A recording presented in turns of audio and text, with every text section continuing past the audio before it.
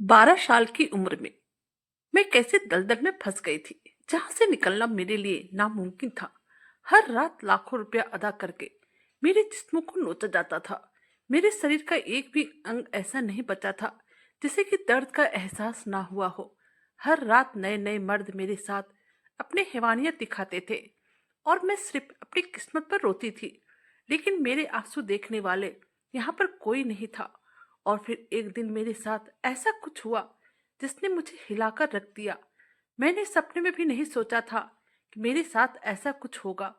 वह लड़का जो कि लगभग मेरी ही उम्र का था, उसने लाखों रुपए मेरे लिए अदा किए थे। और फिर अब वह मेरे साथ रात भर। मेरा नाम दीपिका है और मैं एक गांव में रहती थी। मेरे घर में माँ बाप, हम दो भाई बहन थे। मेरे भाई 17 साल का और मैं 14 साल की थी। मैं बहुत ही खूबसूरत थी, बिल्कुल दूध के जैसे सफेद रंग था। माँ पापा हम दोनों भाई बहन से बहुत ही प्यार करते थे। मेरे पापा मजदूरी का काम करते थे और उससे जो कमाते थे उसी पैसे से हम लोगों के घर का गुजारा हो जाता था। मेरे पापा कहते थे, दीपिका तुम मेरी जिंदगी हो और तुम्हारे कारण ही हमारी जिंदगी में रोशनी है। हम अपनी जिंदगी में बहुत खुश थे। लेकिन एक दिन पापा का एक्सीडेंट हो गया और पापा हमें छोड़कर इस दुनिया से चले गए। किसी तरह से माँ ने हम दोनों भाई बहन को संभाला। लेकिन पापा के जाने के बाद माँ भी बहुत बीमार रहने लगी थी। मेरा भाई रमेश भी ज्यादा पढ़ा लिखा नहीं था, फिर भी अपने दिमाग से थोड़ा बहुत छोटे मोटे काम करके पैसे कमा लेता था और जिससे हम लोगों का गुजारा बहुत ही मुश्किलों से होता था। पापा के जाने के बाद माँ बहुत कमजोर हो गई थी और बीमार रहने लगी थी। फिर कुछ दिनों के बाद माँ भी हमें छोड़कर चल बसी और अब हम दोनों भाई बहन अनाथ हो गए। मेरी एक मौसी थी जो विधवा थी और उनकी कोई औलाद नहीं थी। वो अपने घर में बिल्कुल अकेले रहती थी।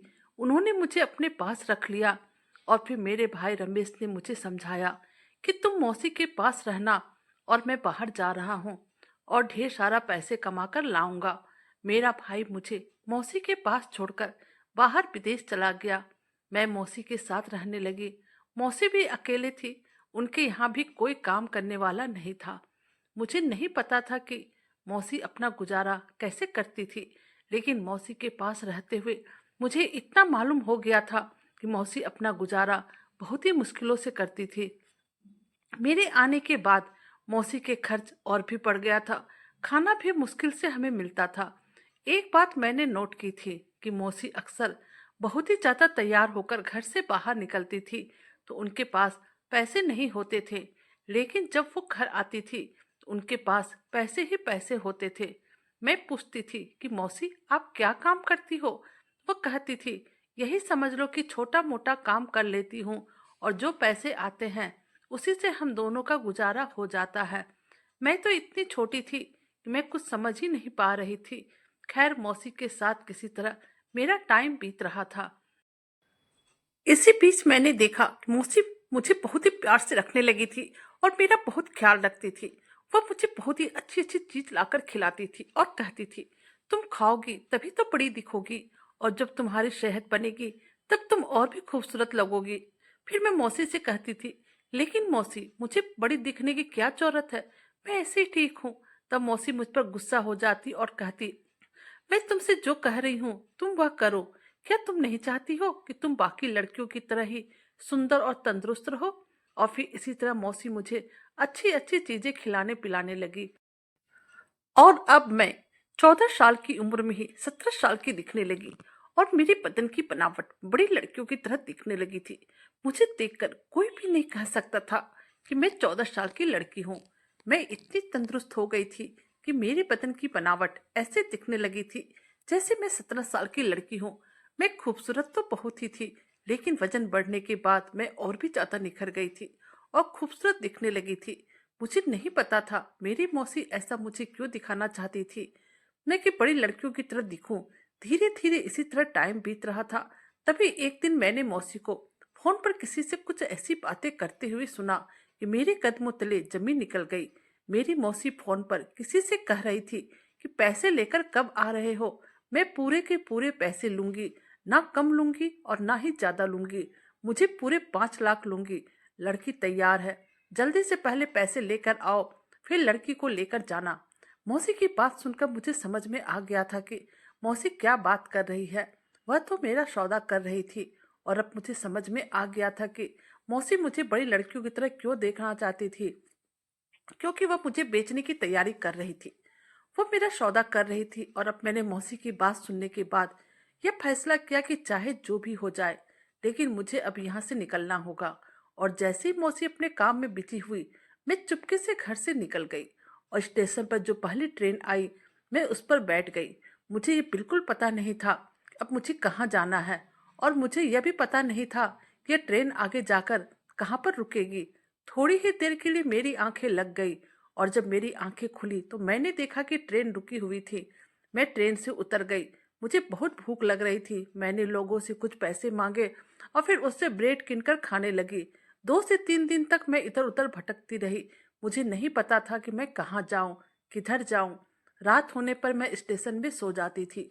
एक दिन मैं स्टेशन पर ही सो रही थी, तभी मेरे सामने एक नौजवान आदमी आया और मुझसे मेरे बारे में पूछने लगा। मैंने उन्हें अपनी सारी कहानी बता दी और कहा, अब मेरा इस दुनिया में कोई नहीं है। मेरे साथ मौसी के घर में क्या क्या हुआ था, मैंने ये सब बातें भी उस आदमी को बता दिया। अपनी कहानी बताने के बाद मैंने कहा, अंकल पता नहीं, मुझे समझ में नहीं आ रहा है अब मैं कहाँ जाऊं और कहाँ पर जाकर रहूं। फिर वह आदमी मुझे कहने लगा, तुम परेशान मत हो, तुम मुझे अपना ही समझो, मैं तुम्हें अपने घर लेकर जाऊंगा, तुम मेरे घर पर आराम से रहना। मैं खुश हो गई थी, और अब मैं ये बिल्कुल नहीं समझ पाई थी कि जिसे मैं मसीहा समझ रही थी वह तो हैवान निकला। मैं जिस दलदल से निकलकर भागी थी, अब मैं फिर से उसी दलदल में फंसने वाली थी। खैर मैं उसकी नीयत से बेखबर थी। अंकल को देखकर मुझे लगा था कि मेरे अब सारे दुख दूर होने वाले हैं, लेकिन मैं बिल्कुल गलत थी। अब अंकल मुझे अपने साथ अपने घर ले आए। उनके घर आने के बाद मैंने पहले अपना हाथ मुंह धोया। अंकल ने मुझे एक बहुत ही प्यारा सा कपड़ा लाकर दिया और कहा, इसे पहन लेना।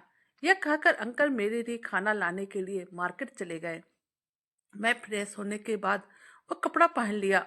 आज मैं इस कपड़े में गजब की खूबसूरत दिख रही थी। अभी मैं अपने आप को शीशे में निहार ही रही थी कि उस वक्त अंकल आ गए। उनके हाथों में ढेर सारे खाने पीने की चीजें थी। मैंने पेट भरकर खाना खाया और आराम से सो गई। सुबह मेरी आंखें खुली तो मैंने इधर उधर घूमकर देखा। पूरे घर में सन्नाटा था। घड़ी में टाइम देखा, सुबह के 10 बज रहे थे। मैं परेशान हो गई, क्योंकि वह अंकल मुझे कहीं भी नजर नहीं आ रहे थे। मैं डर गई, ना जाने अंकल मुझे अकेला छोड़कर कहाँ चले गए। तभी मेरी नजर दरवाजे पर पड़ी। मैंने देखा उस अंकल के साथ एक औरत आ रही थी। अंकल और वह औरत दोनों घर के अंदर आ गए।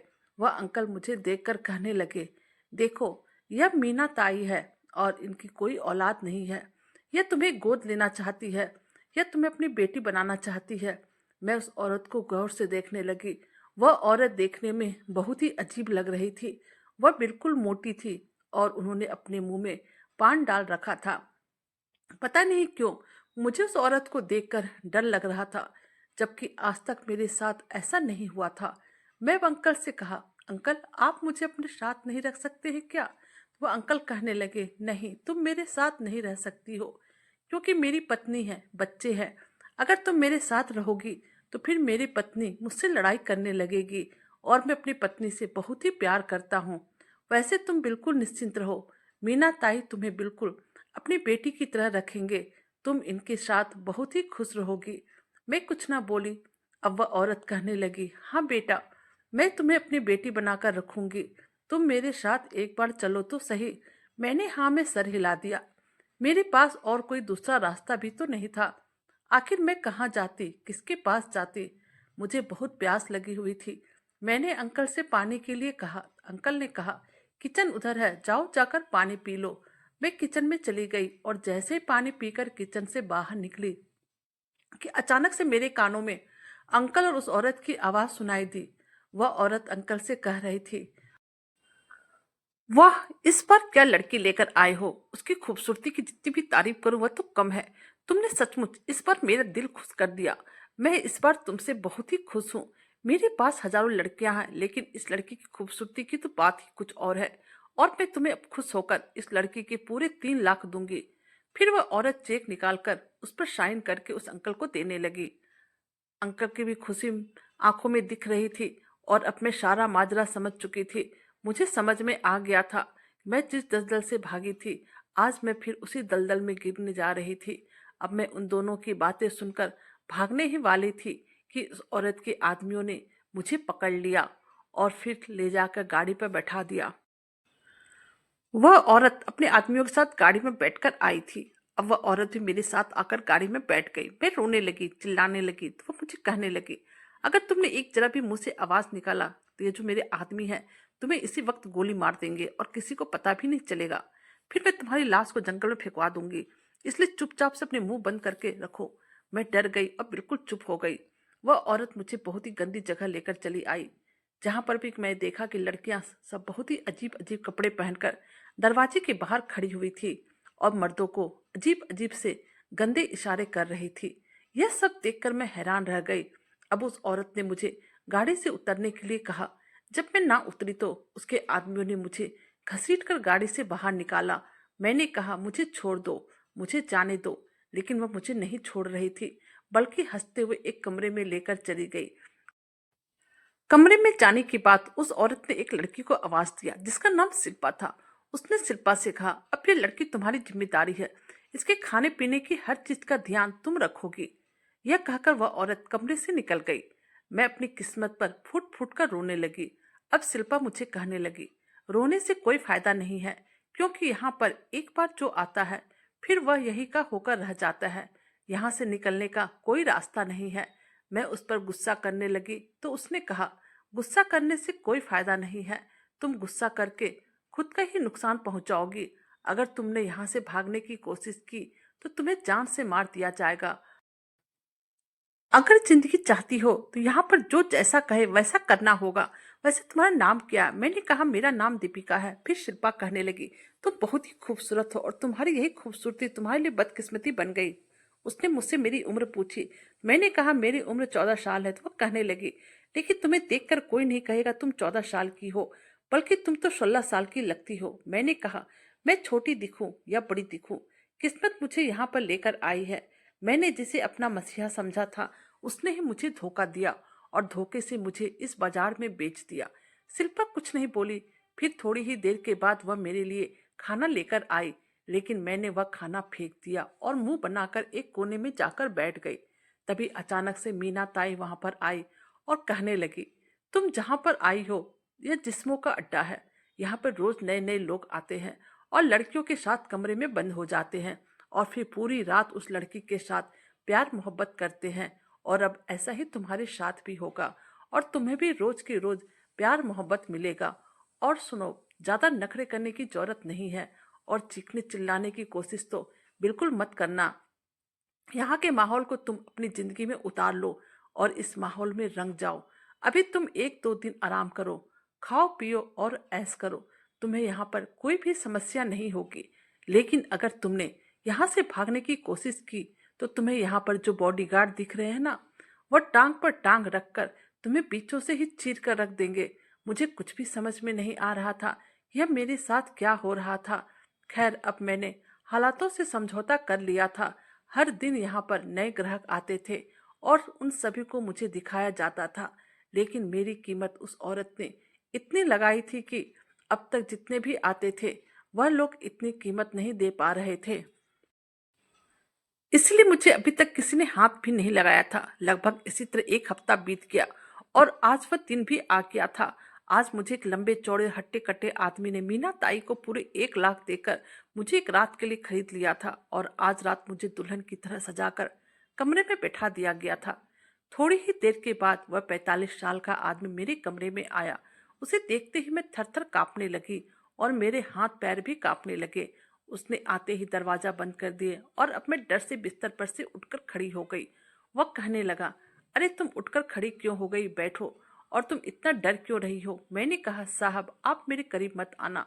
उसने कहा, मैं तुम्हारी कीमत अदा की है और तुम्हें पता है मैंने उस औरत को कितने पैसे दिए हैं तुम्हारे साथ एक रात बिताने के लिए। मैंने कहा, साहब मेरे साथ ऐसा वैसा कुछ मत करना, मैं ये सब बर्दाश्त नहीं कर पाऊंगी, मुझसे यह सब नहीं होगा। वह कहने लगा, सब कुछ हो जाएगा, तुम कोशिश तो करना। और तुम क्यों छोटी बच्ची की तरह डर रही हो? अगर तुम्हें यह सब करना ही नहीं था तो फिर इस जगह पर क्यों आई? मैंने कहा, साहब मैं यहाँ पर अपनी मर्जी से नहीं आई हूँ, मुझे जबरदस्ती लाया गया है और मेरी उम्र अभी सिर्फ 14 साल है। मैं अभी इन सब चीज़ों के लिए बिल्कुल भी छोटी हूँ। मुझे यह सब बर्दाश्त नहीं होगा। मुझ पर तरस खाओ। मैं उस आदमी के पैरों में गिर गई और कहने लगी, प्लीज मुझे छोड़ दो, मैं आपकी बेटी की जैसी हूँ। मुझे उम्मीद थी कि शायद वह आदमी मुझे छोड़ देगा, लेकिन ऐसा बिल्कुल नहीं हुआ। और तो और वह मेरी उम्र को लेकर बहुत ही खुश हुआ और कहने लगा, मुझे कम उम्र की लड़की बहुत ही पसंद है। मुझे तुम्हारे साथ रात बिताने में बहुत ही मजा आएगा। तुम्हारी उम्र कम है, लेकिन तुम देखने में बिल्कुल भी छोटी नहीं लगती हो और तुम बहुत ही खूबसूरत हो। मुझे कम उम्र की लड़कियां बहुत ही पसंद है। देखो तुम ज्यादा परेशान मत हो, कुछ दिनों में मैं तुम्हें इन सब की आदत पड़ जाएगी। मैंने उसके सामने हाथ पैर जोड़े, लेकिन उसने मुझे अपने पैरों से उठाकर बेड पर लिटा दिया। मैं और फिर मेरे साथ अपनी मनमानी करने लगा।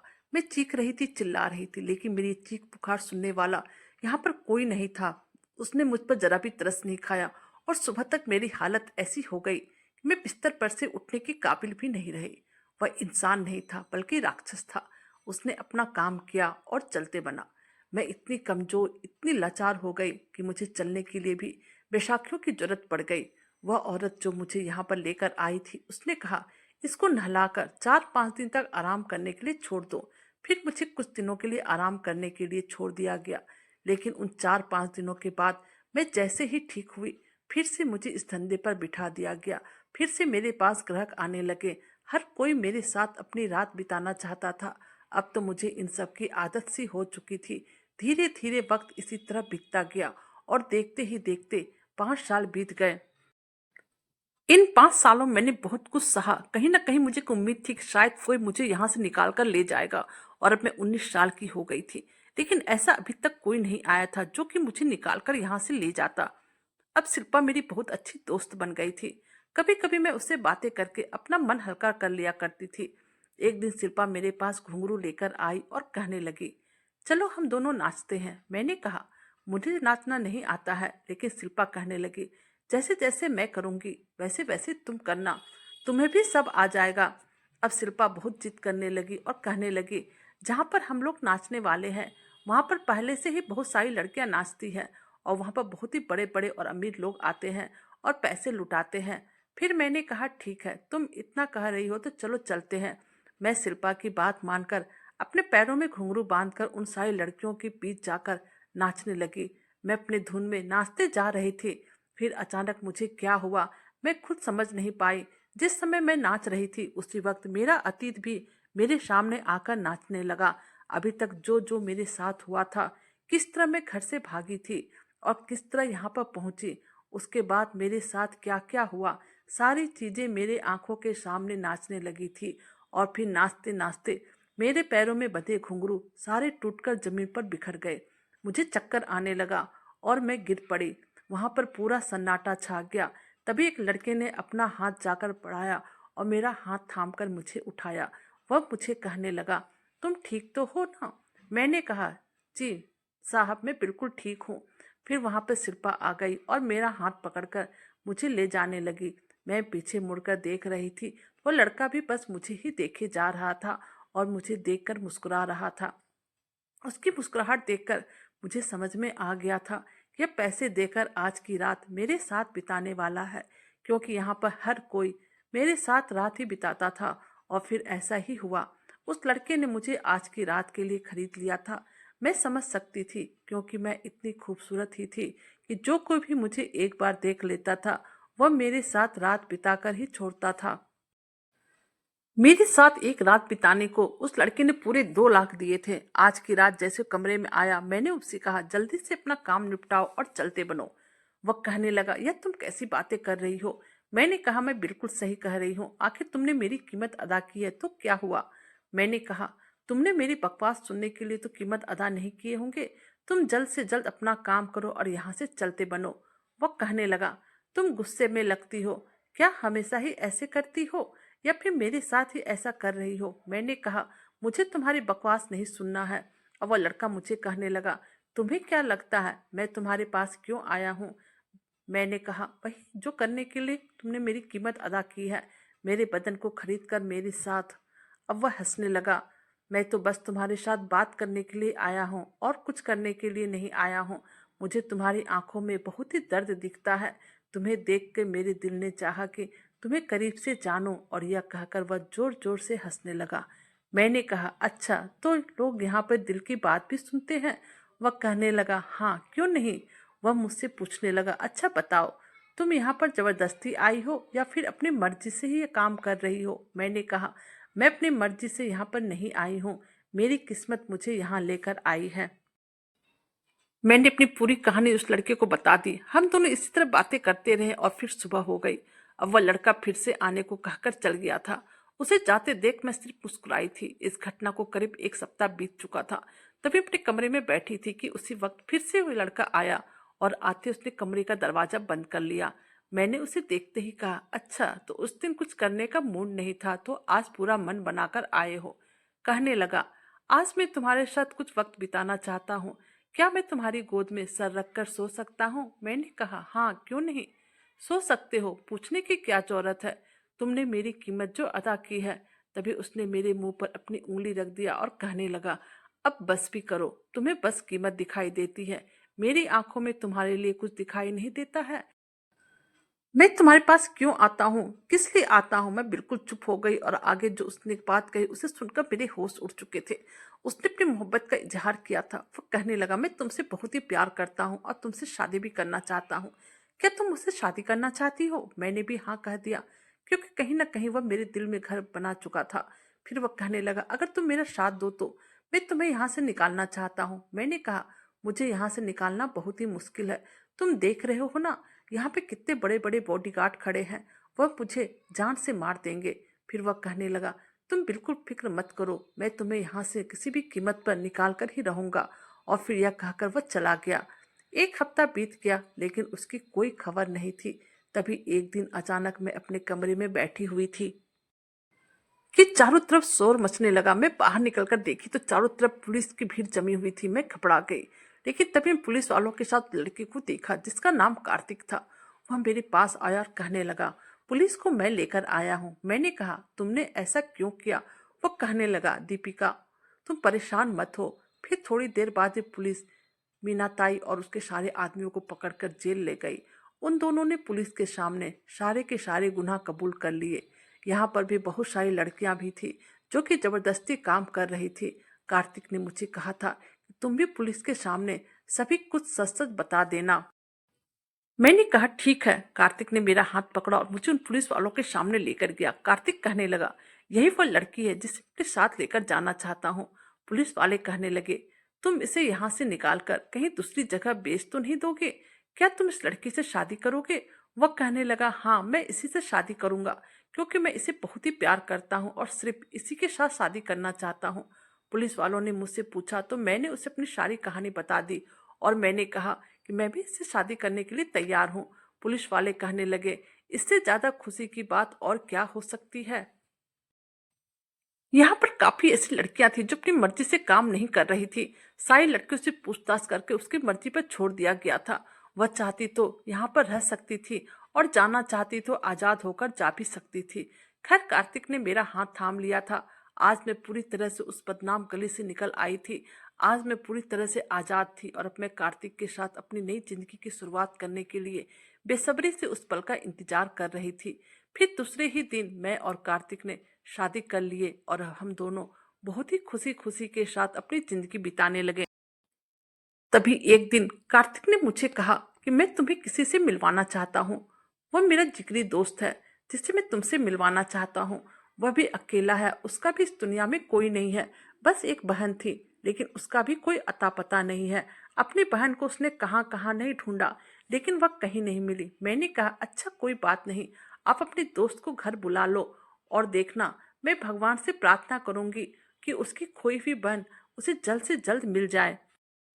दूसरे दिन कार्तिक अपने दोस्त को साथ लेकर घर आया और जैसे मैंने उसके दोस्त को देखा, मेरी आंखें फटी की फटी रह गई और मेरी आंखों से आंसू की धारा बहने लगी। मैं उस इंसान को देखकर हैरान हो गई थी, क्योंकि वह और कोई नहीं बल्कि मेरा भाई था जो कि शहर गया था। कमाने के लिए उसने मुझे देखते सीने से लगा लिया और अब हम दोनों भाई बहन एक दूसरे के गले लगकर फूट फूट कर रोने लगे। उसने कहा, मैंने तुम्हें कहाँ नहीं ढूंढा, मौसी से कितनी लड़ाई की, लेकिन उसने तुम्हारे बारे में मुझे कुछ भी नहीं बताया। बस इतना कहा कि ना जाने तुम कहाँ भाग गई, तुम कहाँ थी, किस हाल में थी। मैंने अपने भाई को सब कुछ बता दिया। मेरा भाई अपने आप को कोसने लगा और कहने लगा, मुझे तुम्हें छोड़कर जाना ही नहीं चाहिए था। लेकिन मैंने कहा, भाई जो भी हो गया उसे भूल जाओ। अब कार्तिक मेरी दुनिया है और मैं कार्तिक के साथ बहुत ही खुश हूँ। भाई ने मेरे सर पर हाथ फेरा और कार्तिक को भी गले से लगा लिया। फिर हमारी शादी को 1 साल के बाद मुझे एक बेटा हुआ जिसका नाम मैंने प्रेम रखा। और अब मैं अपने बेटे और पति के साथ अपनी जिंदगी में बहुत ही खुश थी। मैंने अपने भाई की शादी अपनी सहेली शिल्पा से करवा दी थी। मेरा भाई और शिल्पा दोनों ही आपस में बहुत खुश थे। शिल्पा मेरे भाई से 5 साल बड़ी थी, लेकिन फिर भी मेरे भाई ने उसे अपना जीवन साथी के रूप में स्वीकार कर लिया था। और अब हम चारों मिलकर एक दूसरे के साथ हंसी खुशी से रहते हैं। हमारी जिंदगी में सिर्फ खुशियां ही खुशियां हैं। दोस्तों, हमारी कहानी कैसी लगी प्लीज कमेंट कीजिएगा। हमारे चैनल पर नए हैं तो हमारे वीडियो को लाइक, सब्सक्राइब और शेयर कर दीजिएगा। Thank you.